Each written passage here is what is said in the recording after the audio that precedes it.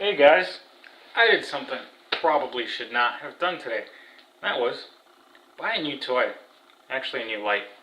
$70 from the Snap-on guy. And I saw it and I just kind of really had to get it.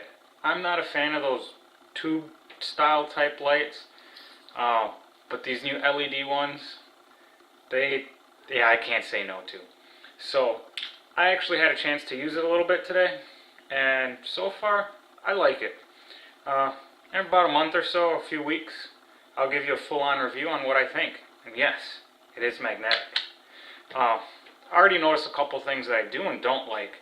When you go and try and yank this off, it is not the funnest thing to do. And they did not put a nice little padded grip thing, anything around here. So if you have something that you can add a thin layer of padding, and you buy one of these, might be the first thing you want to do. Secondly, there is a trick. If you're going to take this off, twist it, and once you kind of feel it popping up a little, then you can peel away. That's not too bad. Anyways, I'm going to go to the table pretty soon and give you a closer look at this light and some comparisons so you can figure out how tiny this is. But I will tell you one thing. I already started nicknaming it at the shop. I want to get another one. Iron Man it. Light's pretty bright, high, off, and it has memory. I can hold that button and she'll just dim down, let you know when she's all the way dim, and let you know when she's all the way bright. Now to the table.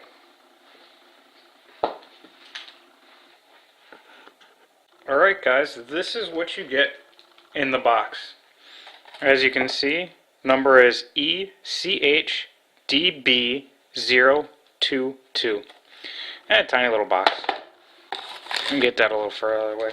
And it actually comes wrapped up in these little, I don't know, for some reason I actually liked opening them out of these. It just was a bit different than I'm used to with the Snap-on tools.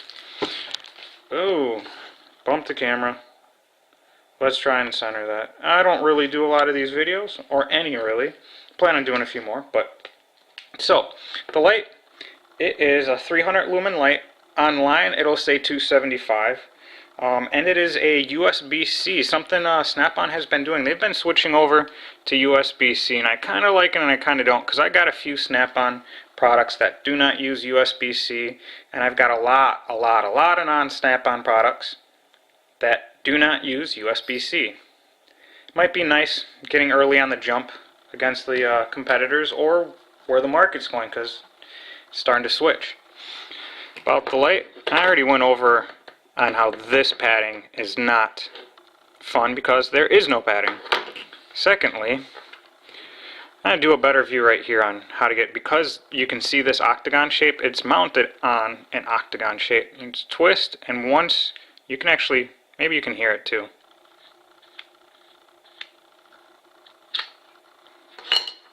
There you go. And after you pop it off, you've got this, your little magnetic stand.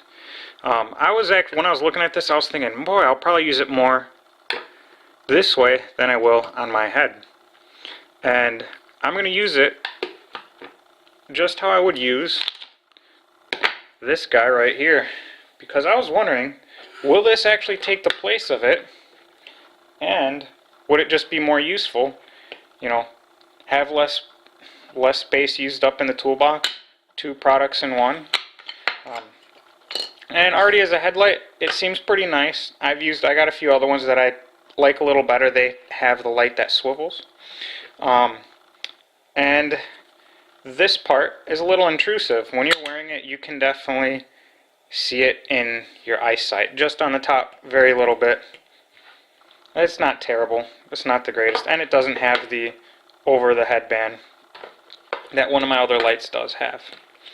Alright, so what kind of brightness do you get out of it? I'm going to tell you what. They're about the same. This, I'd say, is a little bit brighter, and it's more centered to what you're working on. This definitely floods out a little bit more, and the brightness of it, you know, it's that white color. And I did mention earlier that this does have memory, and it really does. If I bring it down here, leave it, shut it off, it's going to remember. And I've actually left it at a different setting than high or low for say about an hour or two, and gone back, and it did regress back to where I left it, which is actually quite nice, especially considering this guy does not have any memory.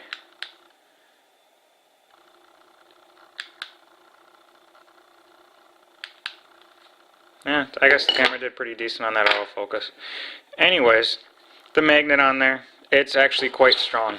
And we'll go do a size comparison so you guys can see roughly how big it is. It's actually quite small if you think about it. A couple of things to put in there so you can have some contrast if you haven't had the chance to play with one of these or see one on the truck, or you'd like to order one. And that magnetic base, it's actually decently strong.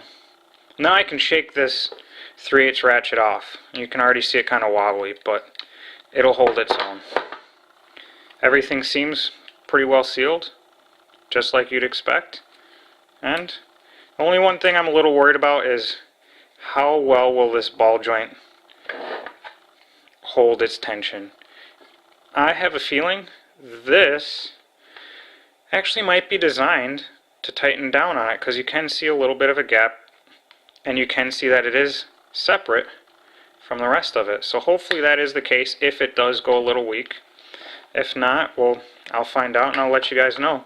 I mean, this has quite a decent articulating angle besides its ability to go left and right.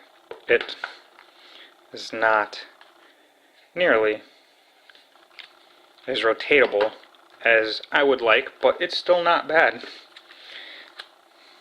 Which one's better? They're different lights. They're gonna have their different purposes.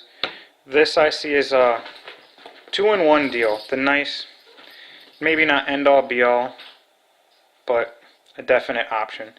And price wise, they're actually around the same price.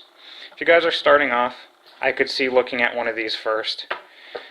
But I'll let you know in a couple months where I sit with it, where I feel, and see if this has or has not broken yet.